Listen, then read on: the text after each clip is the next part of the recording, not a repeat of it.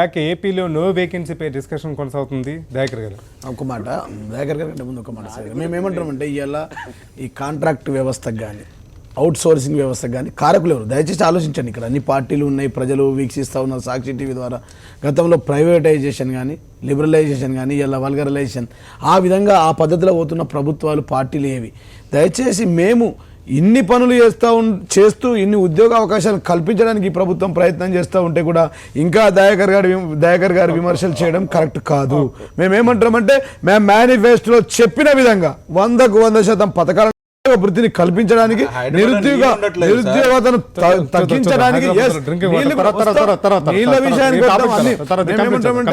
నిరుద్యోగ వ్యవస్థ తగ్గించడానికి, ఉద్యోగాలు కల్పించడానికి ఈ ప్రభుత్వం ప్రయత్నం చేస్తుంది. తెలంగాణలో ఒక సామెత ఉంటుంది శ్రీహరి గారు, నడిచే ఎద్దును ఓడుస్తారట.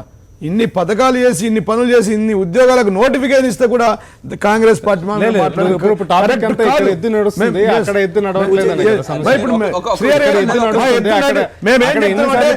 బీజేపీ కానీ మా కాంగ్రెస్ కానీ మా కాంగ్రెస్ కానీ మా బీజేపీ కానీ ఏమంటామంటే నడిచే ఎద్దును పొడవకండి, నడవని ఎద్దును పొడవండి, నిలదీయండి, అడగండి, విమర్శించండి. అధికారంలో ఉన్నది, బాధ్యత ఉన్నాం, ఉద్యోగ అవకాశాలు కల్పిస్తా ఉన్నాం, నోటిఫికేషన్ రిక్రూట్ చేస్తా ఉన్నాం. గత ప్రభుత్వాలు ప్రైవేటైజేషన్ కానీ, అదే విధంగా అవుట్ సోర్సింగ్ కానీ, అదే విధంగా ప్రైవేట్ కాంట్రాక్ట్ ఉద్యోగస్తులు మేము ఇలా రెగ్యులరైజ్ చేస్తా ఉన్నాం. అది తీసుకొచ్చింది వీళ్ళతో పొత్తులో ఉన్నటువంటి టీడీపీ పార్టీ, బీజేపీ పార్టీ. ఇవాళ తెలంగాణలో సామెత చెప్పిన నడిచే ఎద్దునే పొడుస్తా అన్నారు. ఆంధ్రాలో మాత్రం పొడిచినా కూడా పరిగెత్తట్లా ఎద్దు, ఎంత పొడిచినా పరిగెత్తట్లా ఎద్దు. అలా ఉంది ఆంధ్రాలో. ఎక్కడ కూడా బ్యాక్లాగ్ ఉద్యోగాలే కాదు, ఇవాళ ఖాళీగా ఉన్న ఉద్యోగాలు కానీ రాబోయే ఉద్యోగాలు ఏవి కూడా నోటిఫికేషన్. రాజధాని నిర్మాణం పేరిట, ఈ పెద్ద పెద్ద క్లస్టర్ల ఏర్పాటు పేరిట ఇంకా పెద్ద అవకాశం వచ్చినప్పుడు అవకాశాన్ని సానుకూలంగా తీసుకుని మరిన్ని ఉద్యోగాలు కల్పించాల్సింది పోయి మళ్ళీ ప్రైవేట్ రంగాన్ని ప్రోత్సహించడం వెనకతలో ఉన్న ఇవాళ రాజధాని పేరిట ఎన్నో అవకాశాలు ఉన్నాయి ఇవాళ ఆంధ్రాలో.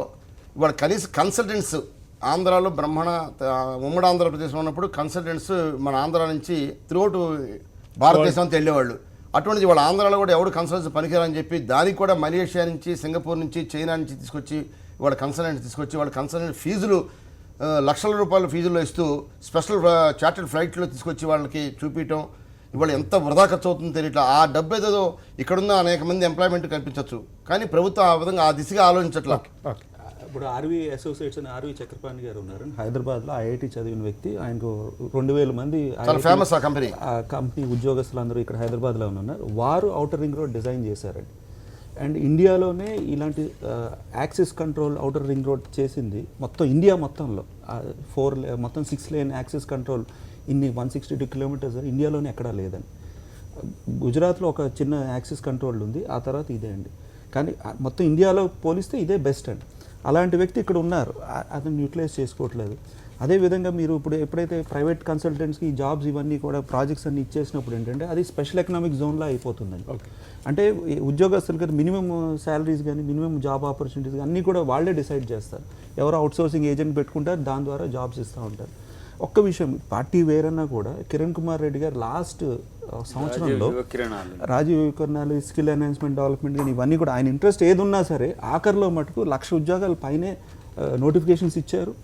మొత్తం ఆంధ్రప్రదేశ్ తెలంగాణకి ఆల్రెడీ 30,000 దాకా ఇచ్చారు. అదెందుకు కేసీఆర్ గారు ఫాలో అవ్వట్లేదు, అదెందుకు చంద్రబాబు నాయుడు గారు ఫాలో అవ్వట్లేదు? ఆల్రెడీ ఫైనాన్షియల్ శాంక్షన్స్ అయిపోయినాయి, నోటిఫికేషన్ ఇచ్చి క్లియరెన్స్ చేసుకోవాల్సింది. గత ప్రభుత్వాలు చేసినవి ఫాలో అయితే ఇంకా ఈ రాష్ట్రం 100 సంవత్సరాలు మీరు మంచి ఫాలో అవ్వట్లేదు, మీరు మంచి ఫాలో అవ్వట్లేదు. లేకుండా నోటిఫికేషన్ ఇచ్చారు, ఫైనాన్షియల్ క్లియరెన్స్, రాజీవ్ గృహకల్ప, రాజీవ్ ఇండ్లు, ఇవన్నీ పార్టీ వేరైనా కూడా మంచి విషయాలు తీసుకోవాలండి. జాబ్స్ ఇచ్చారు, మంచి విషయాలు తీసుకోవాలి. పార్టీ వేరే ప్రజలు మాకు 5 సంవత్సరాల అవకాశం ఇచ్చారు, మొదటి దఫగా నోటిఫికేషన్ వేసాం, వచ్చే సంవత్సరం వేస్తాం, అటు సంవత్సరం తర్వాత కూడా వేస్తాం. మొత్తం నిరుద్యోగాలు లేకుండా మొదలు బ్రేక్ తర్వాత నేను మాట్లాడాను. వరంగల్ ఎన్నికల తర్వాత వీళ్ళకి ఏమొచ్చిందంటే అందరి సమయం మా జీవనే తీసుకోవాలనుకున్నట్టుంది. నేనేమంటున్నంటే ఇప్పుడు వద్దన్నా కాదన్నా కుచించకపోతున్న ప్రభుత్వ రంగం మీద చర్చ జరుగుతుంది, కాదంటలేం దాని మీద. సమస్యల్లా ఇప్పుడు 1,00,000 ఉద్యోగాలు ఉన్నప్పుడు మనం ఈ 5 సంవత్సరాల లోపల 50,000 60,000 చేసుకోగలుగుతామా? వాస్తవంగా ఈ 5 సంవత్సరాల లోపు 1,00,000 ఉద్యోగాలు నువ్వు ఈ 5 సంవత్సరాల లోపు చేసుకోలేనప్పుడు ఓ 30,000 ఒక 50,000 ఒక పద్ధతి, ఎట్లా మనం పోతామనే దానికి ఒక వ్యూహం లేకపోవడం. అక్కడ రాష్ట్ర విభజన తర్వాత అక్కడ ఉద్యోగ కల్పన పెరుగుతుంది, అక్కడ పెరుగుతుంది. ఎందుకంటే రెవెన్యూ కోసం కొత్తగా ట్యాక్స్లు వేస్తున్నాం, కొత్తగా స్వచ్ఛ భారత్ పేరిట ట్యాక్స్ వేస్తున్నాం, తర్వాత కొత్తగా పన్నులు విధిస్తున్నాం. ఈ మధ్య కాలంలో జిఎస్టీ మీద పెద్ద ఎత్తున చర్చ జరుగుతుంది. ఇది వస్తే ఏకీకృత పన్ను విధానం అమల్లోకి వస్తుంది. రెవెన్యూ ఖచ్చితంగా పెరిగే అవకాశాలు ఉన్నప్పుడు ఆ మేరకు ప్రభుత్వ ఉద్యోగాలను పెంచుకోవాల్సిన అవసరం కూడా న్యాచురల్ గా తెలంగాణ ప్రభుత్వం కంటే ఆంధ్రాలో తక్కువ అంటే ఎక్కువ ఉద్యోగాలు వేసుకోవడానికి అవకాశం ఎస్టాబ్లిష్ సెక్రటరియట్ ఎస్టాబ్లిష్డ్ అన్ని ఇక్కడ ఉన్నాయి. ఆప్షన్ అనేది ఇక్కడ ఎవరైతే ఆంధ్ర సెటిలర్స్ ఇక్కడ హైదరాబాద్ లో ప్రైవేట్ రంగానికి అది వేరే. ఇప్పుడు హైదరాబాద్ లో ఉన్న సెటిలర్ ఎవరైతే ఉంటారో నేను ఆంధ్ర ఆప్షన్ ఎంచుకోకుండా ఉండొచ్చు, ఆ హక్కు రాజ్యాంగం కల్పించింది. మాక్సిమం గా 2,20,000 పీపుల్ పోవట్లేరు ఆంధ్రాకి. ఎవరైతే అలాటెడ్ ఉంటారు కదా వాళ్ళు మాత్రమే పోతారు. ఇప్పుడు నీకు ఎక్సెస్ ఇక్కడ మిగులుతుంది తప్పితే సర్ప్లస్ ఆడ ఉండడానికి అవకాశం లేదు, చాలా తక్కువ. వాటిని కూడా పట్టించుకోవట్లే. అంటే చెల్లించలేని స్థితిలో ఉంటే ఆ ప్రభుత్వం నడవడానికి అవకాశం ఉండే ప్రయత్నం చేసుకోవాలనేది ఒకటి. తెలంగాణ ప్రభుత్వం విషయానికి వచ్చినప్పుడు మీరు ఇప్పుడు ఏదైతే ఇప్పుడు వాటర్ గ్రిడ్ లాంటివి కానీ ఇప్పుడు పాలమూరు రంగారు ఇట్లాంటి వాటిల్లో మనం ప్రైవేట్ కాంట్రాక్టర్లకు ఇస్తున్నాం. వాళ్ళు ఏం చేస్తున్నారు? పూర్తి స్థాయి అన్స్కిల్డ్ ఇంజనీర్లను అన్స్కిల్డ్ ఎవరు ఊకనే రోడ్డు పోస్టర్ని కూడా తీసుకొచ్చి వాడు ఇంజనీర్గా చేసి పెడితే నాణ్యత పోతూ ఉంటుంది. కాబట్టి నేనేమంటున్నా, ఇలాంటి ప్రభుత్వం బాధ్యత నుంచి తప్పించుకునేటప్పుడు నీకు గవర్నమెంట్ జాబ్స్ తగ్గే అవకాశం పెరుగుతుంది. అన్నిటికంటే ముఖ్యంగా 60% యూత్ ఇండియాలో ఉంది. వాళ్ళు ఒక ప్లాన్ చేస్తుండ్రు స్కిల్ ఇండియా అని. ఏ ప్రైవేట్ రంగంలో కూడా ఎలాంటి స్కిల్స్ ఇప్పుడు ఐటీఐఆర్ ప్రాజెక్ట్ ఉంది, అది మనకు బుట్టదాఖలైంది తెలంగాణలో.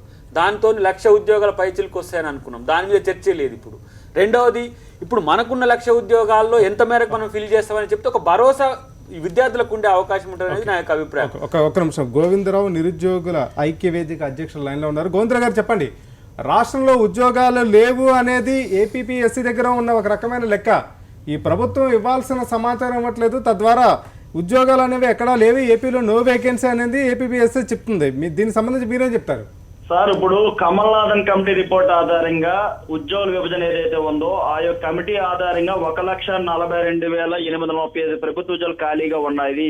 అదే విధంగా సమాచార హక్కు చట్టం ద్వారా కూడా మేము వివిధ డిపార్ట్మెంట్ లో ఉన్నటువంటి వేకెన్సీ ఏవైతే ఉన్నా వాటన్నిటిని కూడా మేము డేటా తీసుకోవడం జరిగింది.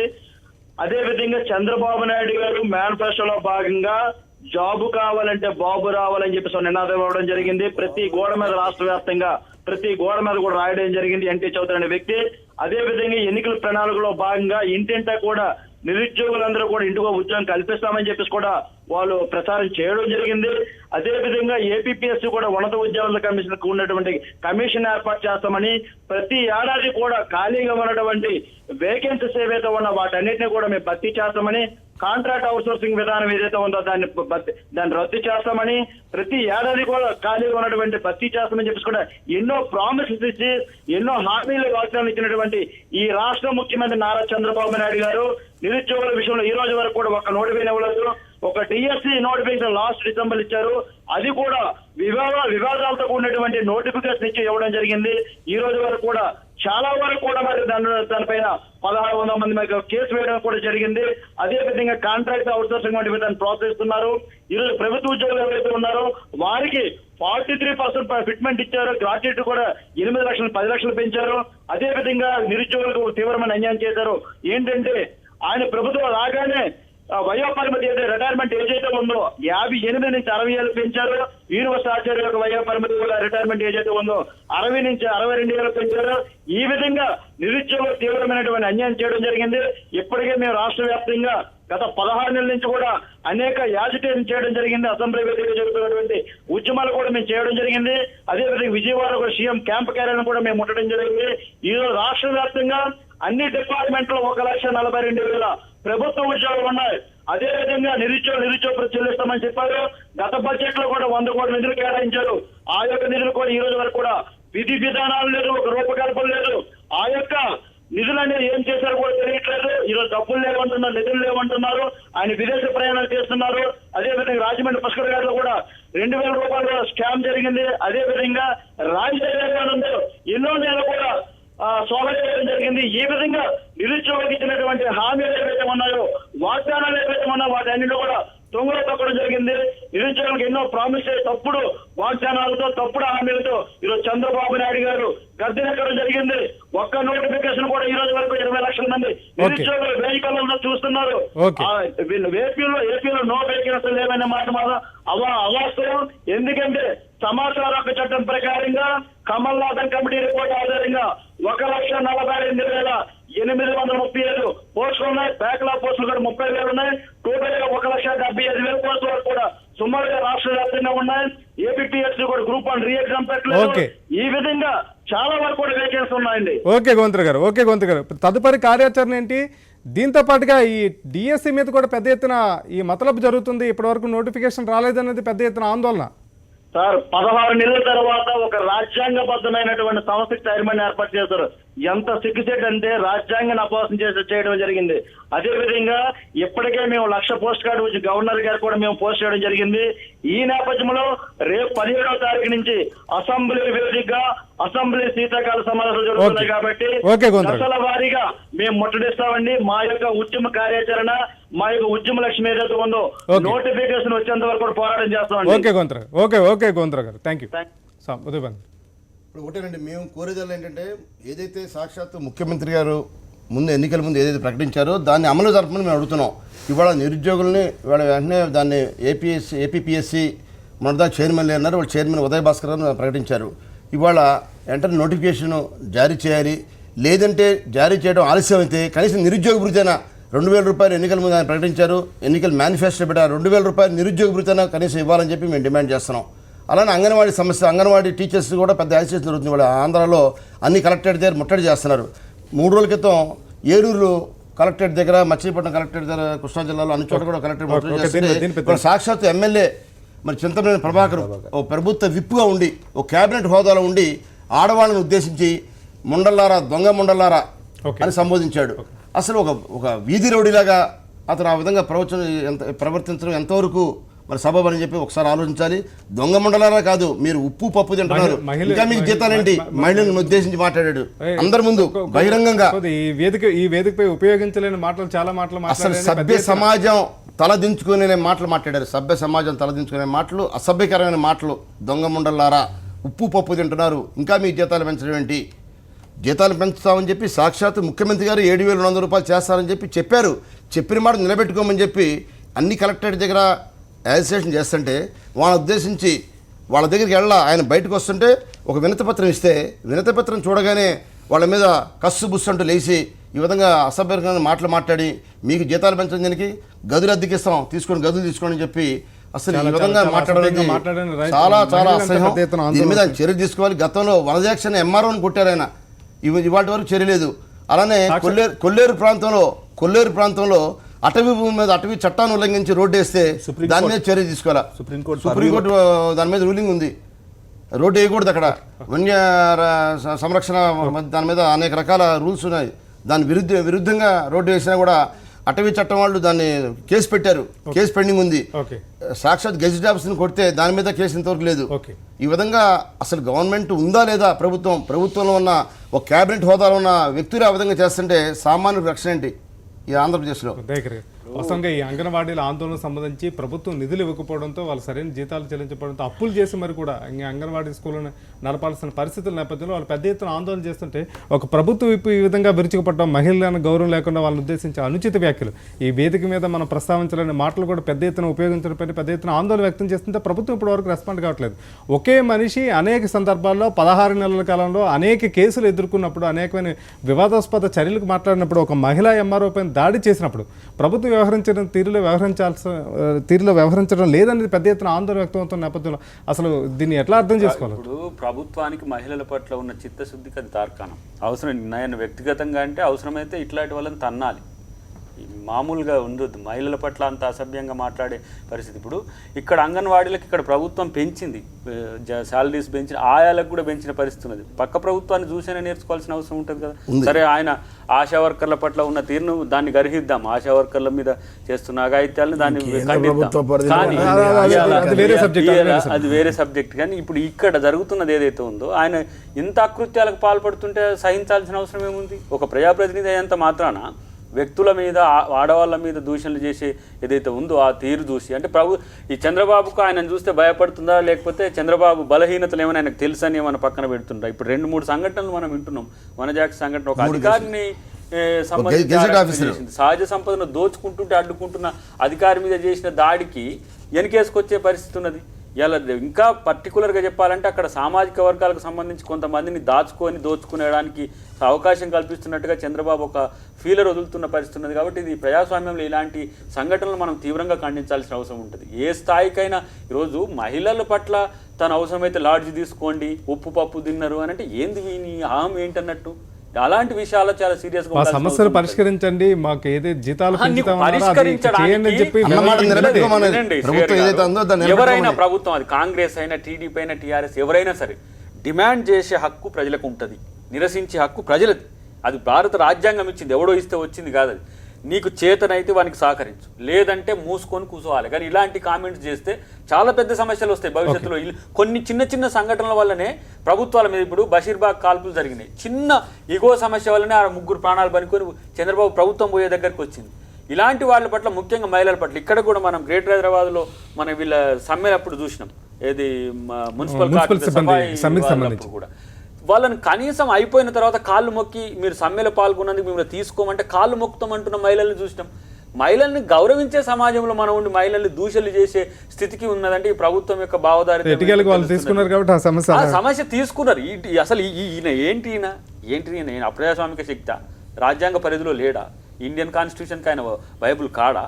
అంటే ఈసారికి అధికారం వచ్చింది, రేపు ఉంటుందా? ఇది శాశ్వతం అనుకుంటున్నారా? ప్రజల పట్ల ఉండే తీరుకి ఇంత స్పందించాల్సిన అవసరం ఏంటి? ఇంకా పర్టికులర్గా చెప్పాలంటే, ఇలాంటి సంఘటనలు జరుగుతున్నప్పటికి కూడా అచేష్టుడై అచేతన వ్యవస్థలో ఉన్న చంద్రబాబుకు ఇలాంటి వాళ్ళు రేపు సమస్యగా మారుతారు. అంటే ఎందుకు ఈ రకమైన వాళ్ళని పెంచి పోషిస్తున్నాడా వాంట్లేడ్లీ అనేది కూడా ఒక అనుమానం వస్తుంది. దయాకర్ గారు మిత్రులు మాట్లాడుతూ సోదరులు వాళ్ళు ఏమంటారంటే ఆశా వర్కర్లు అంటారు. ఆశా వర్కర్లు మా పరిధిలో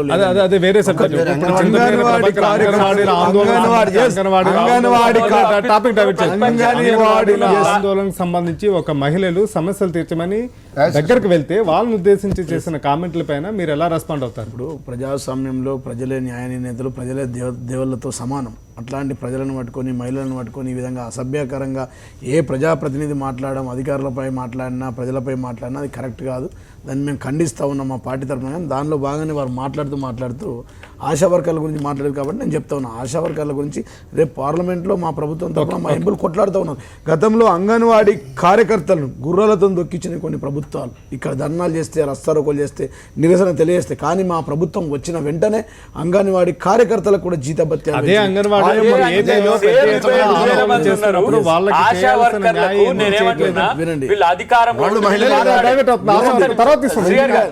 అన్నాడు. కాబట్టి మీరు తప్పించుకొని తిరుగుతున్నారు. విపక్షాల నేతరం పోతే కేంద్ర ప్రభుత్వం వెళ్తాం, పార్లమెంట్ లో నిలదీస్తాం, పార్లమెంట్ లో ప్రశ్నిస్తామని చెప్పి చాలా సమాధానం వాళ్ళకి చెప్తా ఉన్నాం. మేము 40 ఏళ్ల చరిత్రలో మీ కాంగ్రెస్ ప్రభుత్వం మీకు మాట్లాడే నైతిక హక్కు లేదు. 60 సంవత్సరాల్లో ఎప్పుడైనా ఒక్క రాష్ట్రాన్ని ఆదర్శ రాష్ట్రంగా తీర్చిదిద్దారా? ఒక మోడల్ స్టేట్ గా ఈ రాష్ట్రాన్ని గౌరవనీయులు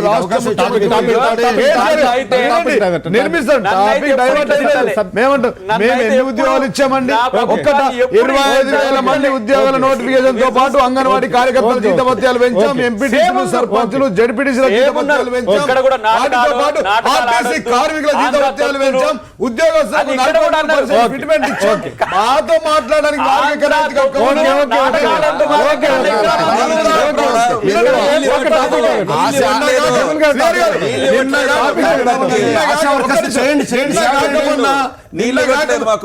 మా మీద వ్యతిరేకత ఉంటే, మేము ఉద్యోగస్తులను గౌరవించకపోతే, మేము ఉద్యోగాలు ఇవ్వకపోతే, జీతభత్యాలు ఇవ్వకపోతే, నిన్న కాక మన వరంగల్ 4,59,000 వీళ్ళకి డిపాజిట్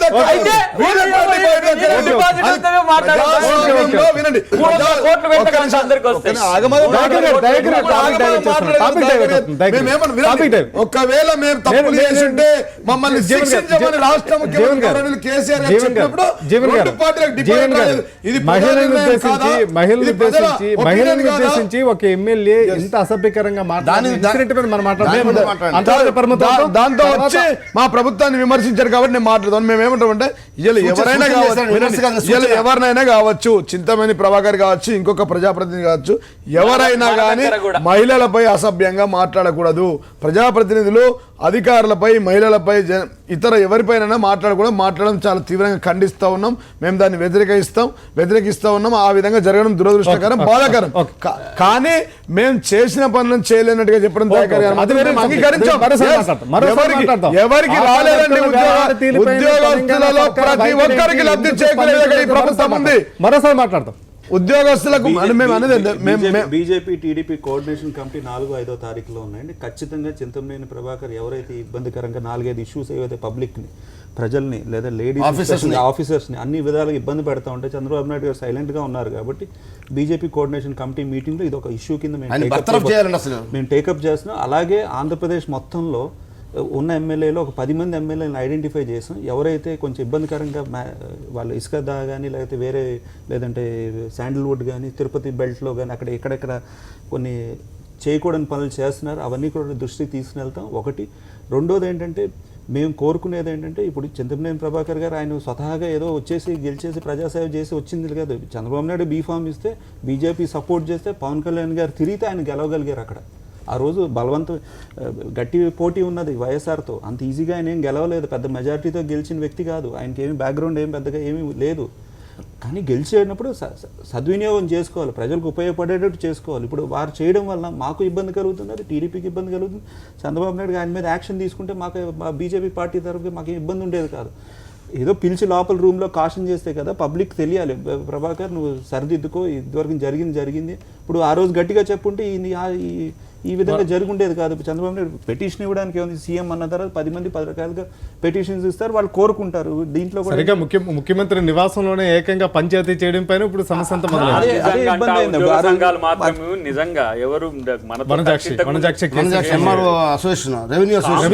చేస్తే ఏమైనా కాంప్రమైజేషన్ అయినట్టున్నదా?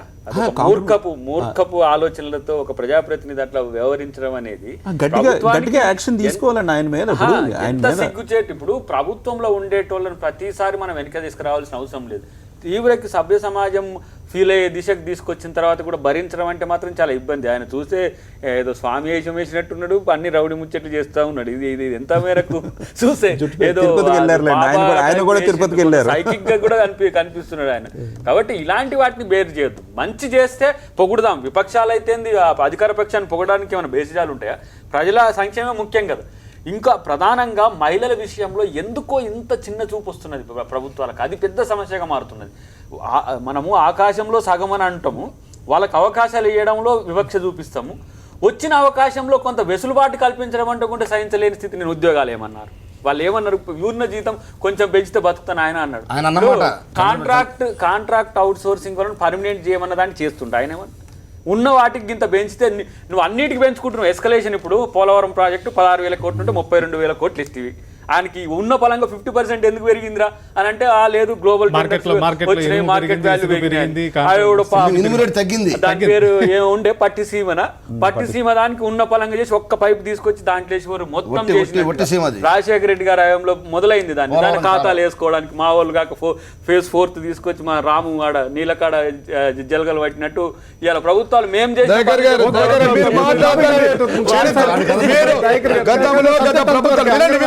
మీరు ఇచ్చిన నీళ్లు విషపు నీళ్లు. మీ నల్గొండ జిల్లాలో ఇలా వేల మంది అట్లాంటి బాధలను ఎదుర్కొంటున్నట్టు అది కేవలం ఇంకా కాంగ్రెస్ ప్రభుత్వం ఇచ్చిన విషపు నీళ్లు. అవి విషపు నీళ్లు.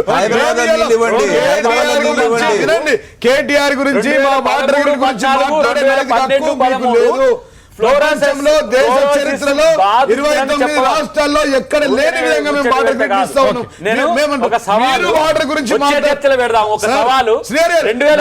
సంవత్సరాలు మీకు అవకాశం ఇస్తే కనీస సౌకర్యాలు అనేటువంటి మంచి నీళ్ళు ఇవ్వలేని దౌర్భాగ్య పరిస్థితి, ఇండ్లు ఇవ్వలేని దౌర్భాగ్య పరిస్థితి, గూడు గూడు గూడు నీడు ఏది ఇవ్వలేని పరిస్థితి. మేమేమంటాం సార్, వినండి వీళ్ళు నీళ్ళ గురించి చెప్పాల్సింది చెప్పాలి. మీ సొంత జిల్లాలో రండి, చూపిస్తాం.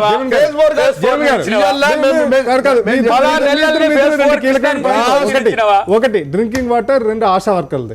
సమయం వచ్చినప్పుడు ఖచ్చితంగా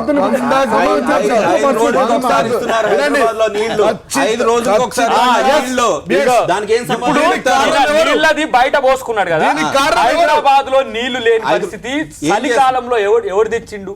ఇలా నేను ఒక ఎగ్జాంపుల్ చెప్తా, మీరు తీసుకొని పాటిగడ్డ క్వార్టర్స్ లో గవర్నమెంట్ క్వార్టర్స్ అక్కడ ఇప్పటి వరకు 4 రోజుల నుంచి నీళ్లు రావట్లేదు. ఎవరిని అడగాలి? మీ దౌర్భాగ్యానికి 40 సంవత్సరాలు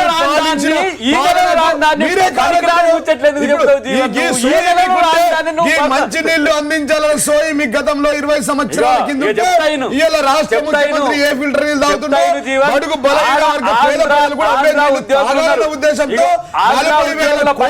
ప్రభుత్వానికి ఉన్నది ఏంటంటే ఉద్యోగులు ఉన్నారు కాబట్టి వాళ్ళకు నీళ్లు లేకుంటుంటే ఇది ఆంధ్ర ప్రజల మీద తెలంగాణ నల్లా తిప్పితే నీళ్లు ఇస్తాం. ఒకవేళ నీళ్లు ఇవ్వకపోతే వచ్చే ఓట్లు అడగమని చెప్పి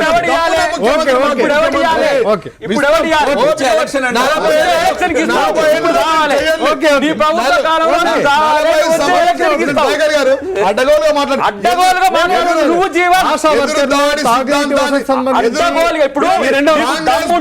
నీకేమైనా ఇప్పుడు నీళ్ళు ఇప్పి మాట్లాడి నీళ్ళు లేవు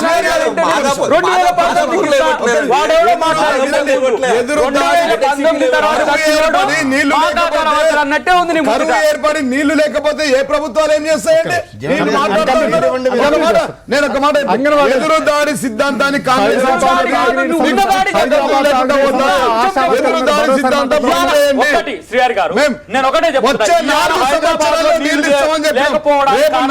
ఇస్తామని చెప్పలేదు మీకు. వచ్చే 4 సంవత్సరాల్లో నీళ్లు మేము ఇస్తాం. కాదు వచ్చే ఎలక్షన్ బాధ్యత మీదే.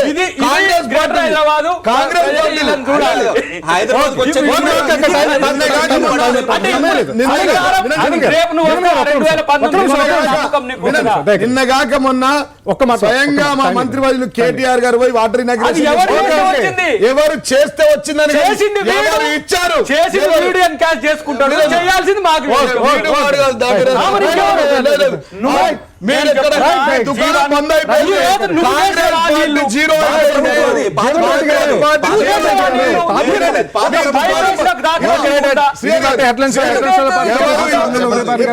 శ్రీధర్ గారికి, జీవన్ రెడ్డి గారికి, అద్దంకి దయాకర్ గారికి అందరికీ ధన్యవాదాలు. శ్రీహరి తదుపరి తాజా వార్తలతో బులెటిన్ ప్రసారం అవుతుంది. నువ్వు మాట్లాడి పదాలు